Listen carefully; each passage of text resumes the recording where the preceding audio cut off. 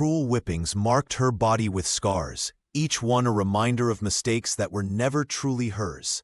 The widow's wrath knew no bounds, transforming a young girl's life into a nightmare of suffering. Until one day, a rancher with loneliness in his eyes and kindness in his heart changed everything. Before we begin, make sure to subscribe to the channel and comment where you're watching from. The slap echoed across the dusty yard, splitting the morning silence in two. Clara Johnson's palm left an angry red imprint on Anna Costa's pale cheek, the sound hanging in the air like a gunshot. The 12-year-old girl stumbled backward, her thin frame nearly toppling over from the force of the blow.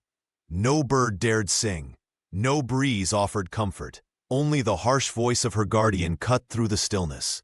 Clumsy, worthless child. Clara towered over Anna, her tall figure casting a long shadow across the packed dirt. Her eyes were chips of ice, narrowed with disgust as she jabbed a bony finger toward the spilled water. "That's the second bucket you've dropped this week."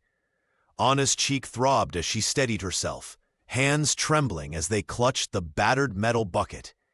The water from it had already begun seeping into the thirsty earth, disappearing as quickly as the courage in her chest. She kept her gaze fixed on her bare feet, knowing that looking into Clara's eyes would only invite more punishment. "I'm sorry," she whispered, the words barely audible. "Sorry doesn't fill the washing tub," the older woman snapped, her black morning dress whipping around her legs in the sudden gust of wind. The wooden cane in her right hand hovered menacingly, tapping against her palm in silent threat. "Sorry doesn't clean the floors or cook the meals." Anna flinched at each tap of the cane, memories of previous beatings flashing through her mind. The small scars on her arms and back seemed to burn anew with the recollection. She was small for her age, made smaller still by hunger and fear, her frame dwarfed by Clara's imposing presence. From the neighboring property, a dog barked once, then fell silent, as if even it feared drawing Clara's attention. The morning sun beat down mercilessly on Anna's exposed neck as she knelt to retrieve the fallen bucket, careful not to make any sudden movements. "The well won't fill itself," Clara said, her voice dropping to a dangerous whisper. "And don't think I've forgotten about the porridge you burned yesterday." Anna nodded quickly, clutching the bucket to her chest like a shield.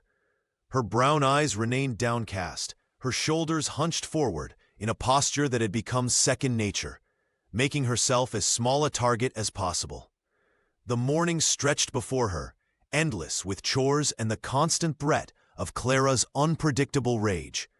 As Clara turned back toward the house, the tip of her cane dragged a line in the dirt, like a boundary between safety and danger. Anna knew which side she lived on. "Drop another thing and you'll wish I'd only used the cane," Clara spat, her words sharp as thorns.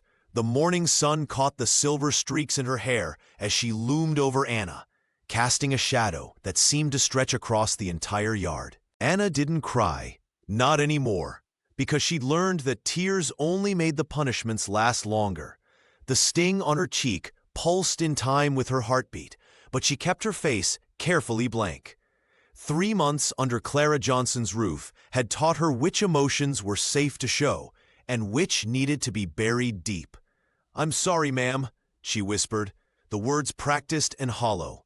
Her small fingers trembled as she reached for the fallen bucket. The metal rim now dented from its fall. Water had created a dark stain on the parched earth, a testament to her mistake. Clara's boot came down hard, splashing muddy water onto Anna's threadbare dress. "Sorry doesn't fill the wash basins or cook the meals," she hissed. "Sorry is what useless children say when they can't do anything right." The older woman's breath smelled of morning coffee and bitterness. Anna kept her eyes down, focusing on the worn leather of Clara's boots rather than risking eye contact. She had learned that looking directly at her guardian sometimes triggered worse outbursts, as if the woman couldn't stand seeing defiance or humanity in the child's gaze. She swallowed the ache in her throat, kneeling to gather the bucket, flinching as Clara's heavy boots kicked at the spilled water. The metal handle was cold against her palms, a small mercy against the heat rising in her cheeks. Around them, the yard remained eerily quiet, as if even the birds knew better than to draw Clara's attention. "The good Lord tests me with your incompetence," Clara muttered, adjusting the black shawl around her shoulders.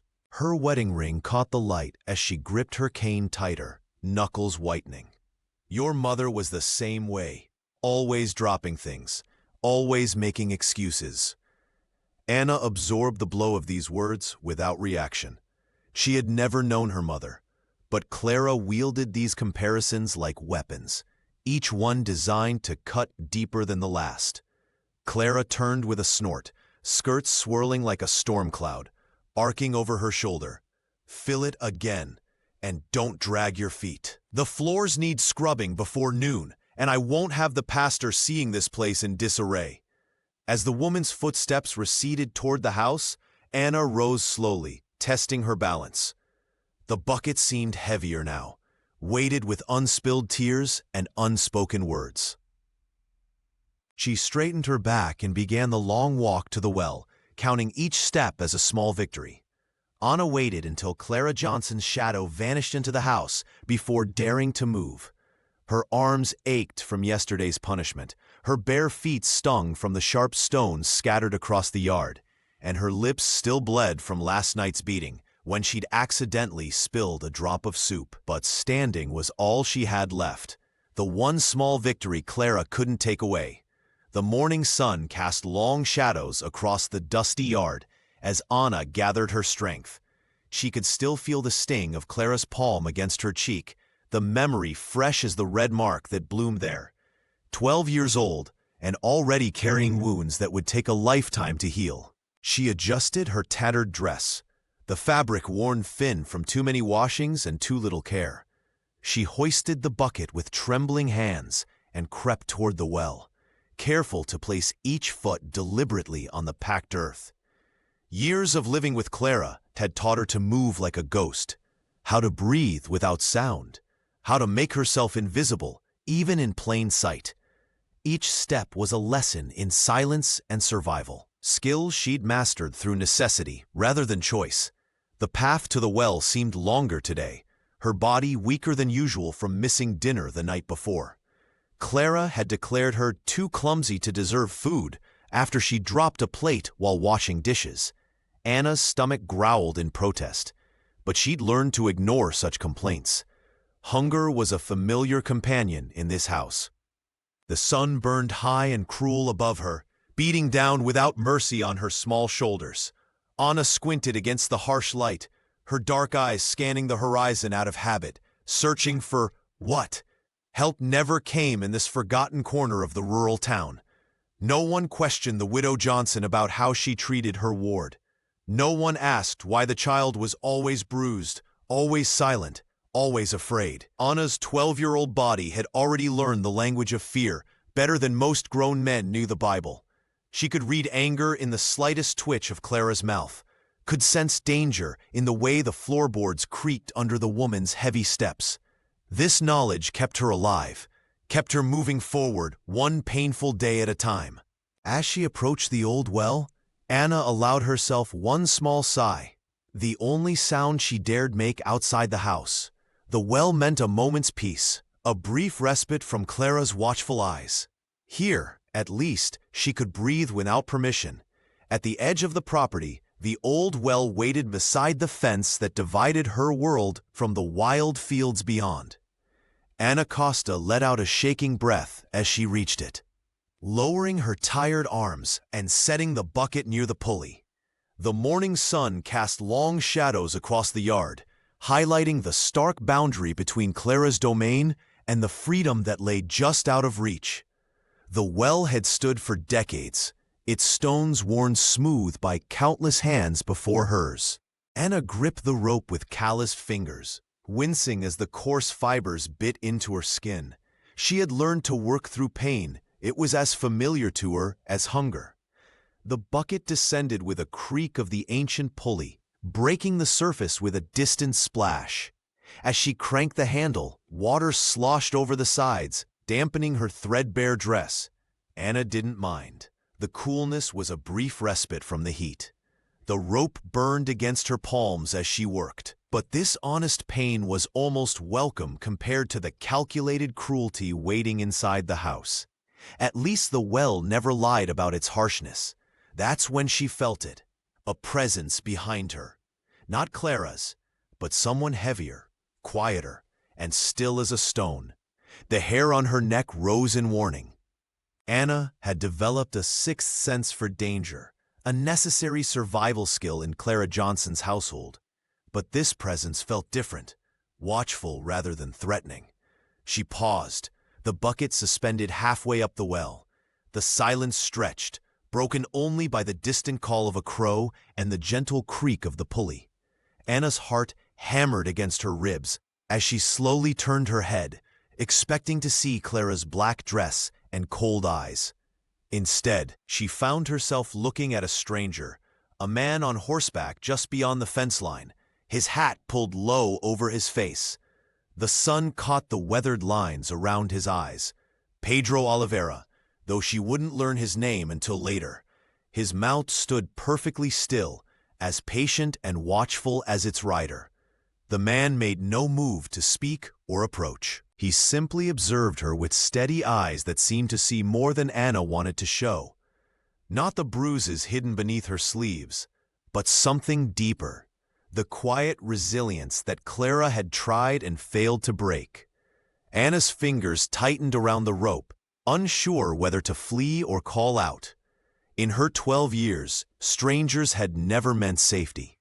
Yet something in his stillness kept her rooted to the spot, caught between fear and a strange, unexpected curiosity. Anna turned carefully, her heart hammering against her ribs like a trapped bird. There he was, Pedro Oliveira sitting tall on horseback just beyond the fence line.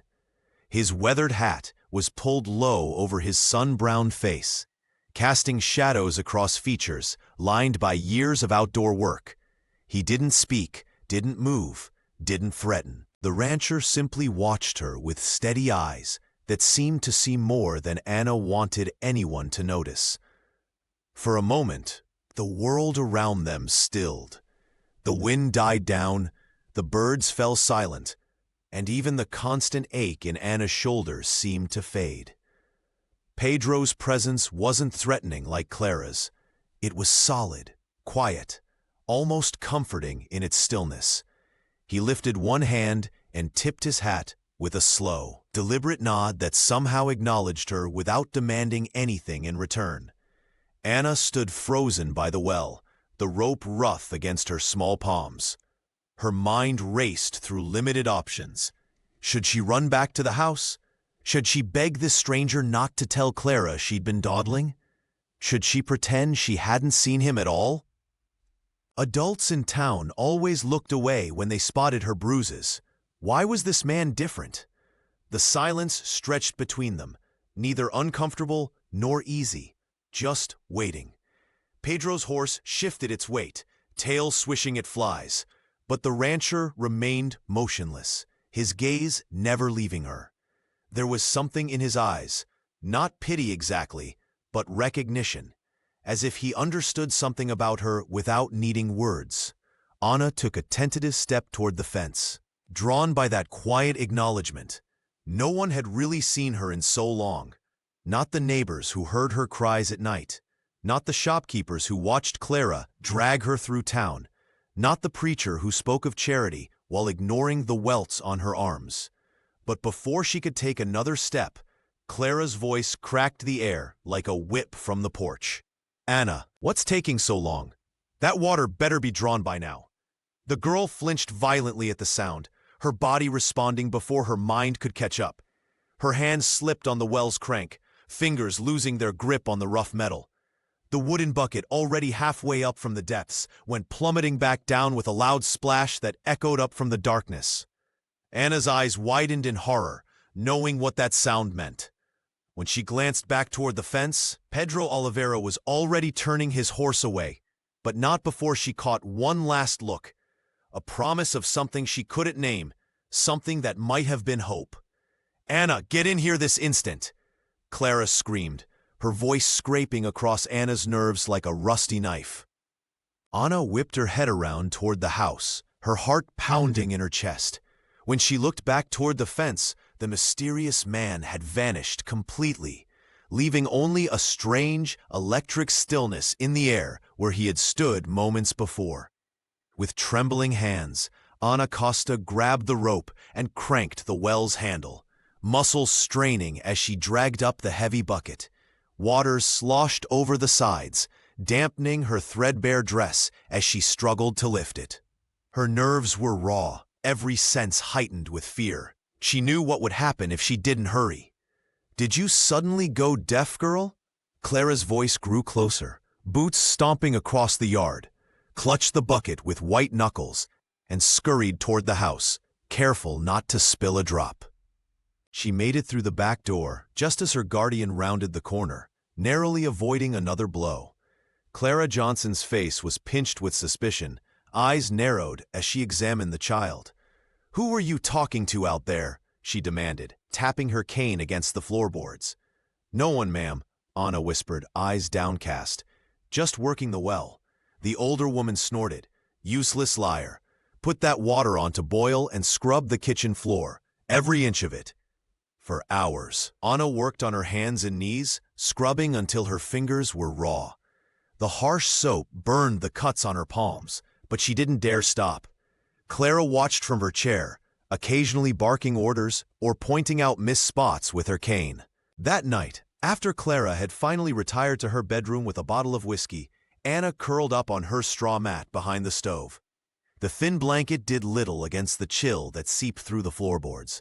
Her arms throbbed with fresh welts, angry red marks that would join the constellation of older scars. Her stomach twisted with hunger. She'd been allowed only a crust of stale bread and watery soup for her dinner. Despite everything, Anna refused to cry. Tears were a luxury she couldn't afford. Instead, she stared at the ceiling, thinking about the stranger on horseback. Who was he? Why had he watched her? In all her years at Clara's house, no one had ever really seen her before. She closed her eyes, trying to remember his face, the quiet dignity in his posture. For the first time in months, something besides fear flickered in her chest, a dangerous, fragile feeling she dared not name. As she drifted into fitful sleep, Anna wondered if he might return tomorrow. From the parlor, Clara Johnson's voice drifted through the thin walls, dripping with false sweetness as she entertained Mrs. Blackwood from the neighboring property. Anna could hear every word as she lay curled on her straw mat behind the kitchen stove, her body throbbing with fresh welts. "It's Christian charity, taking in the poor thing after what happened to her mother," Clara declared, the clink of teacups punctuating her words. "Heavens knows nobody else would have her. Wild as a fox, that one, and twice as ungrateful." Mrs. Blackwood murmured something sympathetic that Anna couldn't quite catch, and Clara sighed dramatically. "The Lord tests us all, doesn't he? But I've always believed in giving back to those less fortunate." Anna pressed her face into the rough fabric of her dress sleeve to stifle a bitter laugh. The woman who had beaten her raw for dropping a bucket now posed as a saint to the community. And they believed her, every last one of them. No one in town ever looked Anna in the eye when Clara paraded her through the streets on market day. The shopkeepers, the farmers, the preacher's wife, they all averted their gaze when they spotted the bruises peeking from beneath her sleeves. Their silence was a betrayal as painful as Clara's cane. "More tea?" Clara's voice lilted upward, the perfect hostess. Anna's stomach growled painfully. She hadn't eaten since yesterday morning. Punishment for breaking a plate while washing dishes. Outside, the wind picked up, rattling the loose shutters against the weathered clapboards. The porch boards groaned under the pressure, a sound Anna had come to recognize as different from human footsteps. She had cataloged every noise in this house, learned to distinguish between the sounds that meant danger and those that simply meant loneliness. Anna closed her eyes and moved her lips in silent prayer. Not for rescue. She had abandoned that fantasy months ago. but simply for strength to survive until dawn. Morning always brought chores, but at least in daylight, Clara was less likely to strike her where neighbors might see. The conversation in the parlor shifted to town gossip, Clara's voice rising and falling like a tide. Anna pulled her thin blanket tighter around her shoulders, ignoring the sting as rough wool scraped against her wounds. Tomorrow was another day to endure, another day to survive.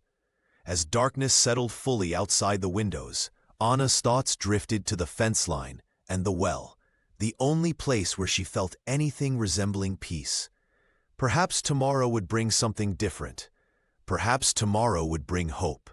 2 days later, as Anna Costa trudged back to the well in the cold dawn, her arms hurt less. Maybe she was numb. Maybe the bruises had simply settled deeper into her skin, like unwelcome guests who had decided to stay. The morning air bitted her cheeks and made her eyes water, though she told herself it wasn't tears, never tears. Those had dried up long ago. The bucket swung heavily at her side, its metal handle worn smooth from countless trips. Anna kept her eyes fixed on the ground, counting steps as she always did, a small ritual that gave her some semblance of control in a life where she had none. When she reached the well, she sensed a presence before she saw it. Looking up, she found the man standing just beyond the fence line. This time, he wasn't on horseback, but on foot, his weathered hat held respectfully in his hands. His face was lined with years of sun and wind, but there was nothing cruel in those creases, nothing like the sharp edges of Clara Johnson's scowl. Pedro Oliveira stood perfectly still, as if afraid any sudden movement might scatter her like a frightened bird. The rancher's clothes were simple but clean, his posture straight despite the obvious weariness in his shoulders. He watched as Anna set down her bucket and began the familiar task of drawing water. The girl's movements were practiced, efficient, born from necessity and fear. Her small hands worked the crank with surprising strength, though she winced when the rope rubbed against her raw palms. Neither spoke at first. The only sounds were the creak of the pulley and the distant crow of a rooster announcing the day. Anna could feel his eyes on her back, but strangely, it didn't make her skin crawl the way Clara's gaze did. Finally, when the bucket was nearly full, Pedro cleared his throat. "You all right?" he asked, his voice deep and steady, like the earth itself had found words. Anna's throat closed immediately, fear sealing her voice inside. She stood frozen, water dripping from the bucket's edge, creating dark circles on the dusty ground.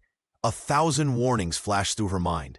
Clara's threats about strangers, about speaking to anyone, about drawing attention. But Pedro didn't press. He simply nodded, seemingly unbothered by her silence, as if he understood more than she could say. His eyes, kind but careful, took in the fading marks on her arms. The way she favored her right side, the thinness of her frame. "That's all right," he said softly. "Words ain't always needed." He set a small bundle of bread on the fence post. "Figured you could use it," he said, and walked away before she could protest. Anna waited until he was gone, then crept to the fence, unwrapping the cloth to find real, warm bread, something she hadn't tasted in weeks. The bread was still warm, its crust golden and cracking slightly beneath her trembling fingers. Anna glanced back toward Clara Johnson's house, making sure the woman wasn't watching from one of the windows. The coast clear, she broke off a small piece and placed it on her tongue. The flavor exploded in her mouth, yeasty, rich, and nothing like the stale crusts she'd been surviving on. Her stomach growled loudly, reminding her just how long it had been since she'd eaten anything substantial. Anna wrapped the remaining bread carefully in the cloth and tucked it into her apron pocket. She couldn't risk Clara finding it. That night, hidden in her corner behind the stove, she savored each bite in the darkness, letting the crumbs dissolve on her tongue, making the simple meal last as long as possible. 3 days passed before she saw the rancher again. This time, he appeared just as she was finishing her morning chores, his tall figure materializing by the fence like a guardian spirit. Anna approached cautiously, bucket in hand, her eyes darting back toward the house. "Morning," he said, his voice low and gentle. "Anna." She froze, her heart skipping. "How do you know my name?" The words tumbled out before she could stop them, the first she'd spoken to him. Pedro Oliveira smiled, the corners of his eyes crinkling. "Small town, people talk," he replied, adjusting his worn hat. "Not much happens around here that folks don't notice."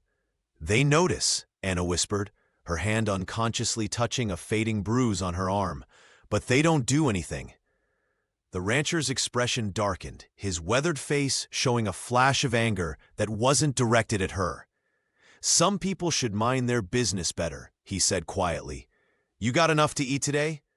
Anna shook her head slightly, eyes downcast. He reached into his pocket and pulled out a small parcel wrapped in brown paper. "Apple and cheese. Hide it well." Their fingers brushed as she took the offering, and Anna felt something unfamiliar bloom in her chest. Not just gratitude, but a dangerous, fragile hope that perhaps someone in this world actually saw her. "I seen the bruises," Pedro Oliveira said softly, his weathered face creasing with concern as he gestured toward Anna's wrists. The morning light betrayed the purple marks where Clara's fingers had gripped her the day before. Ana Costa instinctively pulled her sleeves down, her heart racing as she glanced back toward the house. Clara might appear at any moment, and the thought made her stomach twist into knots. "It ain't right," the rancher continued, his voice carrying the gentle rumble of someone used to speaking more to animals than people. "No child should wear marks like those." Anna's eyes darted frantically toward the porch, terrified that her guardian might spot them talking. Pedro noticed her panic and raised a calming hand. "I'm not here to cause trouble for you, little one," he assured her. "Just to tell you, if you ever need a way out, I know a road that don't come back here." His eyes, kind but serious, held hers for a moment. "Every person deserves better than fear." The girl remained silent, words frozen in her throat. Nobody had ever acknowledged her pain before. The townsfolk averted their eyes when Clara paraded her around, pretending not to notice her limping or the occasional split lip. Pedro didn't push for a response. Instead, he carefully placed a tin cup on the fence post between them. Steam rose from it in delicate wisps against the cool morning air. "Chamomile," he explained. "My wife used to make it when things got hard. Said it soothes more than just the throat." A flash of sadness crossed his face at the mention of his wife, but it passed quickly. Anna stared at the cup, unable to remember the last time someone had offered her anything without expecting work in return. "I'll be back tomorrow," Pedro said, adjusting his hat. "Same time. You don't have to decide anything now." With that, he turned and walked away, his boots leaving deep imprints in the soft earth. Anna didn't move until he disappeared beyond the hill. Only then did she reach for the cup with trembling fingers. The warmth seeped into her cold hands as she brought it to her lips. The tea tasted of sunshine and wildflowers, nothing like the bitter coffee dregs Clara sometimes allowed her. Anna drank every drop, savoring each sip as if it might be her last taste of kindness. The warmth spread through her chest and into her limbs, not just from the hot liquid, but from something else. Something that felt dangerously like hope. For the first time in years, Anna felt a tiny spark ignite within her. Perhaps there was a different life waiting somewhere beyond Clara Johnson's fence. Perhaps she wasn't destined to endure this forever. The tin cup sat accusingly on the kitchen table, its metal surface catching the fading evening light. Clara Johnson's fingers tightened around it as her eyes narrowed to slits, her entire body tensing like a predator about to strike. "Who gave you this?" she demanded, her voice deceptively quiet. The calm before the storm. Anna stood frozen by the doorway, her heart hammering against her ribs. The warmth of the chamomile tea that had brought her such comfort hours earlier now seemed like a distant dream.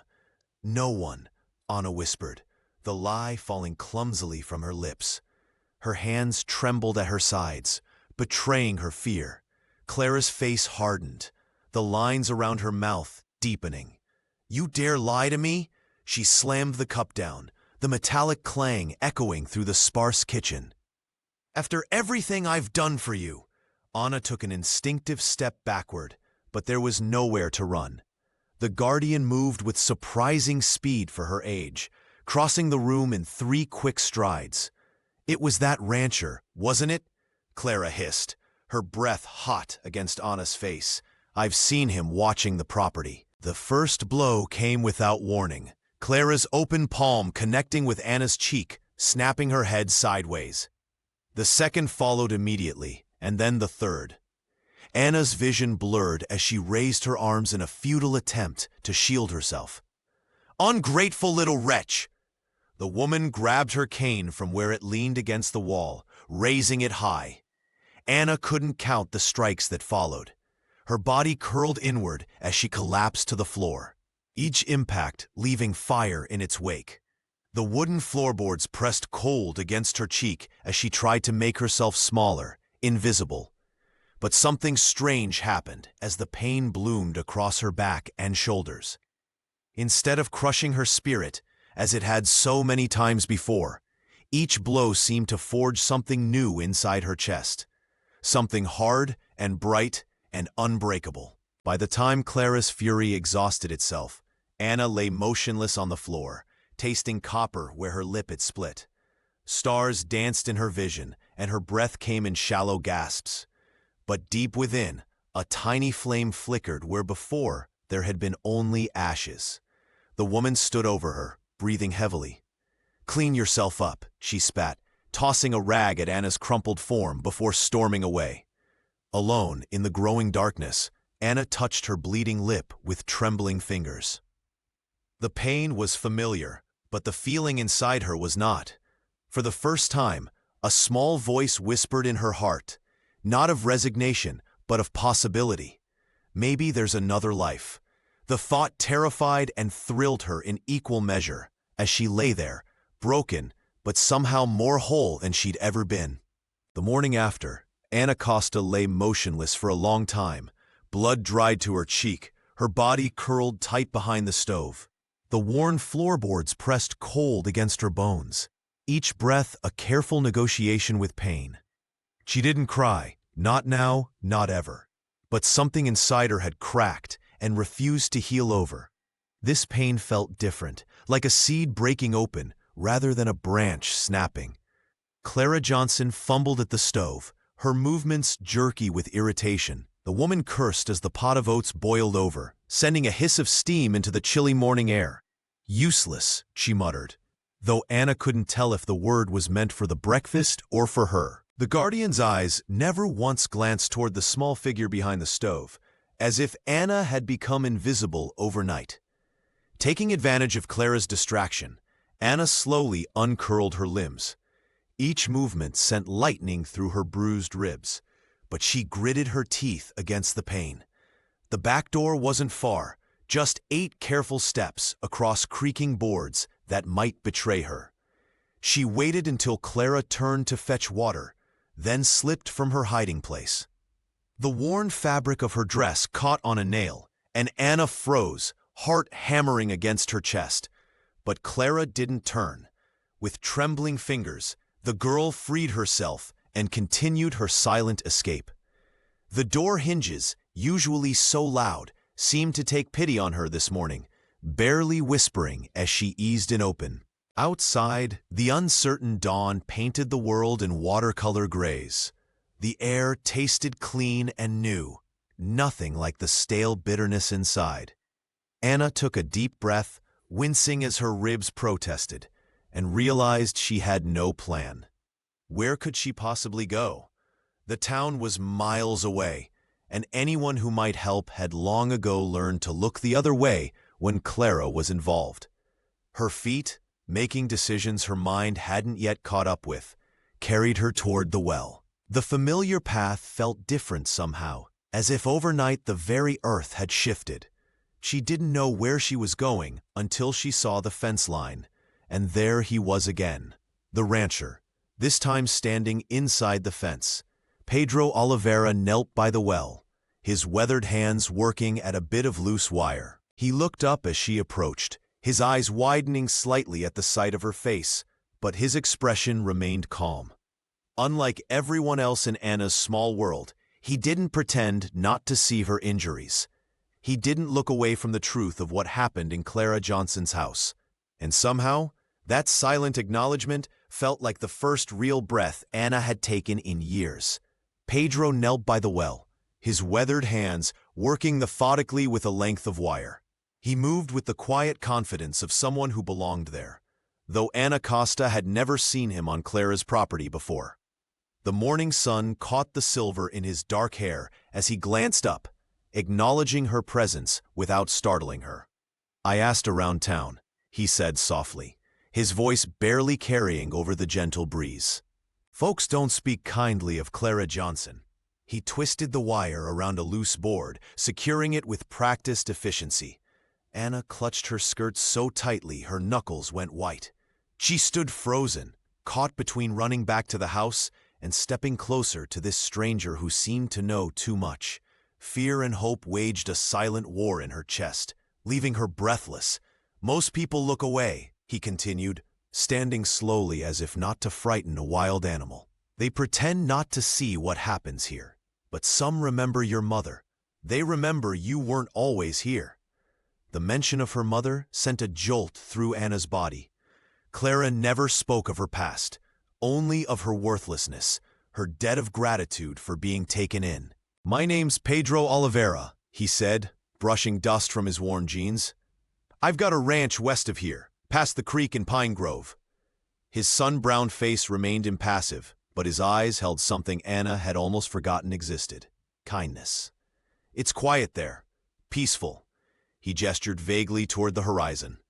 "Got room for someone who needs a safe place to rest." Anna's throat tightened. The offer hung in the air between them, impossible yet tangible. She'd dreamed of escape countless nights, but dreams were safer than hope. Hope could be crushed, leaving wounds deeper than Clara's cane ever could. "Why would you help me?" she whispered, the words escaping before she could stop them. Pedro's weathered face softened slightly. "Because nobody should live in fear.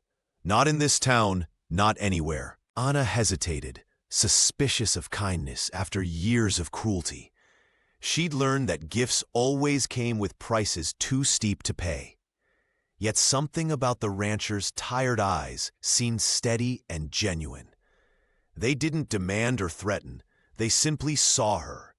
"She'll never let me leave," Anna murmured, glancing nervously toward the house where Clara might appear at any moment. Pedro straightened his hat, his gaze unwavering. "There are laws even Clara Johnson can't break. But first, you need to decide if you want something different." He paused, then added quietly, "Not everyone's like her, Anna. Some folks still remember what's right." "I can't just leave," Anna whispered, her voice barely audible over the gentle creaking of the well's pulley. She glanced nervously toward the house, fingers twisting the frayed edge of her worn dress. "She'll find me. She always does." The resignation in her tone spoke of countless failed attempts, of hope crushed beneath Clara's heavy boots time and again. Pedro Oliveira shook his head, his sun-weathered face set with quiet determination. His voice remained low, but carried an unmistakable certainty that made Anna pause. "She won't," he assured her. "Not if I have anything to say about it."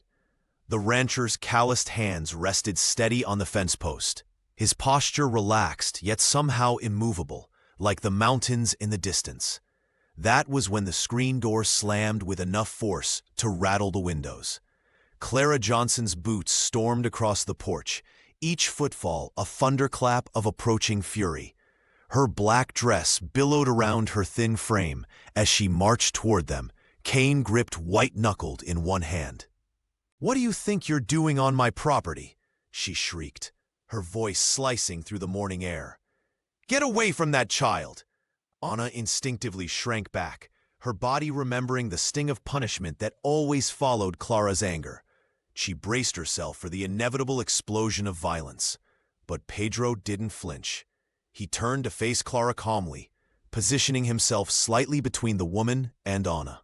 His shoulders squared, not in aggression, but in quiet resolve. "Morning, Miss Johnson," he said, his tone measured and deliberate. "I was just fixing your well, noticed it needed attention." Clara's eyes narrowed to icy slits. "I didn't ask for your help, and I certainly didn't invite you to speak with what's mine." Pedro's expression hardened, though his voice remained steady. "Anna isn't property. She's a child who deserves better than bruises and fear." "How dare you?" Clara began, advancing with her cane raised. "You touch this child again," Pedro interrupted, "and I'll go to the sheriff before the blood even dries. Understand?" There was no malice in his voice, just the simple, unvarnished truth. "Folks in town have been turning blind eyes for too long. I won't be one of them." Clara faltered mid-step, her face contorting with rage and something else, uncertainty. For the first time, Anna saw fear flicker across her guardian's features. "You have no right," Clara hissed, but the words lacked their usual venom. "Neither do you," Pedro replied softly. "Not to hurt her, not anymore." Anna stood frozen between them, hardly daring to breathe as the two adults locked eyes across the dusty yard, a silent battle of wills with her future hanging in the balance. "She's mine, my property," Clara Johnson sneered, her voice sharp as broken glass. Her black dress seemed to absorb all light around her as she stood with her cane clutched tightly in one hand. The morning sun cast long shadows across the dusty yard, highlighting the deep lines of cruelty etched into her face. Pedro Oliveira didn't flinch. The rancher stood his ground, shoulders squared, his weathered face calm but resolute. His eyes, usually gentle, had hardened into something immovable. "She's a child, not a servant, not yours," he said, each word measured and deliberate. "You beat her again, and I'll see you buried under that fence you hide your lies behind." Anna watched from beside the well, her small fingers gripping the wooden bucket so tightly her knuckles turned white. She'd never seen anyone stand up to Clara before. The whole town whispered about the widow's cruelty, but no one had ever challenged her until now. Clara's mouth opened and closed, her usual torrent of threats suddenly dammed. For the first time, Anna saw uncertainty flicker across her guardian's face. The woman's confidence faltered, her words drying to dust in her throat. The hand holding the cane trembled slightly, and she took an unconscious step backward. Pedro turned away from Clara, his expression softening as he looked at Anna. He knelt down, bringing himself to her eye level. The sun-browned lines of his face creased with kindness. "Pack your things," he said gently. "I'll be back." His voice carried a promise that Anna hardly dared believe. That night, the house felt different. Clara sat in her rocking chair by the cold hearth, a bottle of whiskey clutched in her hand. She didn't shout or threaten. She didn't even look at Anna. She just stared into the empty fireplace, eyes hollow, occasionally lifting the bottle to her lips. Anna lay on her straw mat behind the stove, wide awake despite her exhaustion. Her body ached from yesterday's beating, but the pain seemed distant now. Her heart pounded with something she'd almost forgotten: hope. It felt dangerous, like a flame that might be extinguished at any moment, yet she couldn't help nurturing it. Outside, the wind whispered through the cracks in the walls. Anna listened to Clara's irregular breathing, to the occasional clink of the bottle against the chair's wooden arm. For the first time, the widow seemed small, diminished. Anna closed her eyes and pictured Pedro's ranch, a place she'd never seen but imagined as warm and safe. She wondered what tomorrow would bring, afraid to believe that escape was possible, yet unable to stop herself from dreaming of freedom. The first light of dawn painted the sky in hesitant strokes of pink and gold when Pedro Oliveira returned as promised. His horse's hooves made soft thuds against the packed earth as he approached the house, his face set with quiet determination. He didn't hesitate or slow down, riding directly to the porch where Clara Johnson already stood waiting, as if she'd been there all night. Anna watched from the window, heart hammering against her ribs. Clara's posture was rigid, her black dress making her look like a shadow that refused to retreat with the night. In her hands was a small burlap sack, tied with frayed twine, all of Anna's worldly possessions bundled together, pathetically light. "I knew you'd be back," Clara said, her voice carrying across the yard. "Men like you think you're saving something worth saving." Without ceremony, she threw the sack at Pedro's feet, the bundle landing in the dust with a soft thud. "Take her, but don't come crying when she turns out useless as her mother." Pedro dismounted slowly, his movements deliberate. He picked up the sack, dusting it off with a gentleness that made Anna's throat tighten. The rancher didn't respond to Clara's barb, didn't give her the satisfaction of seeing anger. Instead, he turned toward the door where Anna now stood, her thin frame silhouetted against the dim interior. "You don't have to come," he said, his voice low enough that only Anna could hear. His sun-browned face was serious, eyes steady on hers. "She'll keep breaking you until there's nothing left. That's what people like her do." Anna looked at him, then at Clara, whose cold eyes promised future punishments. The girl's fingers trembled against the doorframe, her mind racing with possibilities and fears. What if Pedro was just another kind of cruel? What if Clara found her again? What if she truly was as worthless as her guardian claimed? But something in the rancher's patient stance gave her courage.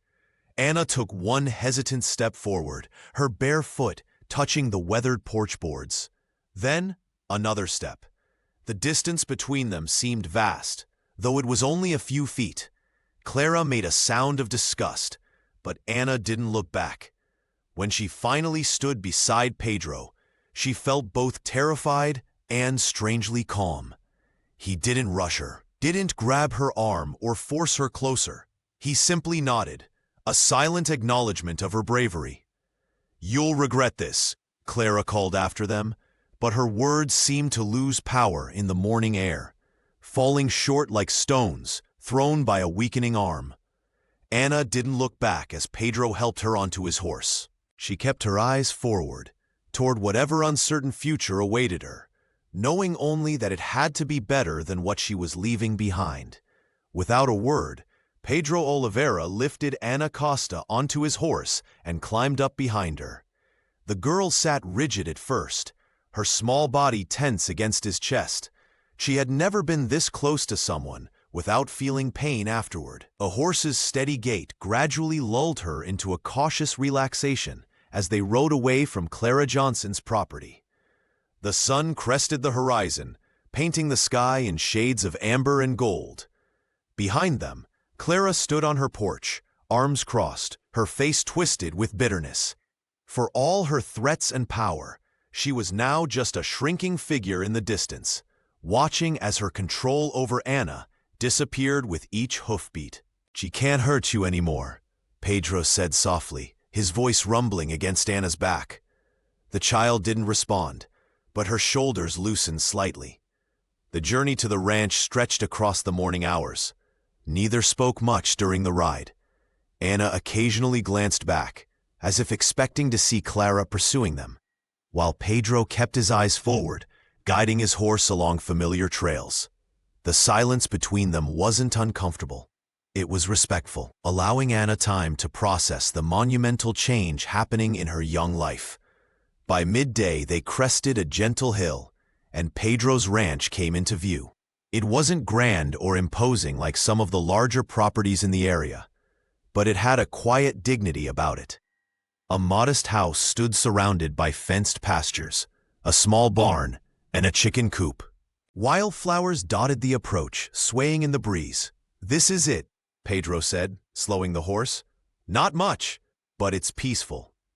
When they finally dismounted, Anna's legs trembled from the long ride. She stood uncertainly in the yard, clutching her arms around herself as Pedro led the horse to water. The rancher moved with unhurried confidence, giving Anna space to take in her new surroundings. Inside, the house was simple but inviting, pine-scented and warm. With worn but clean furnishings, a stone fireplace dominated one wall, and windows let in streams of afternoon light. Pedro set Anna's small bundle on a cot in the corner, then knelt to stoke the fire that had burned down to embers. "You hungry?" he asked, straightening up and dusting his hands on his pants. Anna looked at him, searching his face for any sign of the cruelty she'd grown accustomed to. Finding none, she gave a small, tentative nod, the first time she had ever acknowledged hunger without fear of punishment. Pedro Oliveira placed a wooden bowl in Anna's trembling hands. Steam rose from the thick soup, carrying the scent of vegetables and herbs that made her stomach clench with hunger. The broth was rich amber, dotted with chunks of potato and carrot. Real food, not the scraps and burnt leftovers Clara Johnson had tossed her way for years. Anna lifted the spoon cautiously, blowing on each mouthful before taking tiny bites. Her eyes darted up every few seconds, scanning the rancher's weathered face for signs of anger or impatience. At Clara's house, meals had been dangerous affairs. A spilled drop could mean a beating. Eating too slowly meant going hungry. Eating too quickly meant being accused of greed. "Take your time," Pedro said softly, settling into a chair across from her. "There's plenty more in the pot."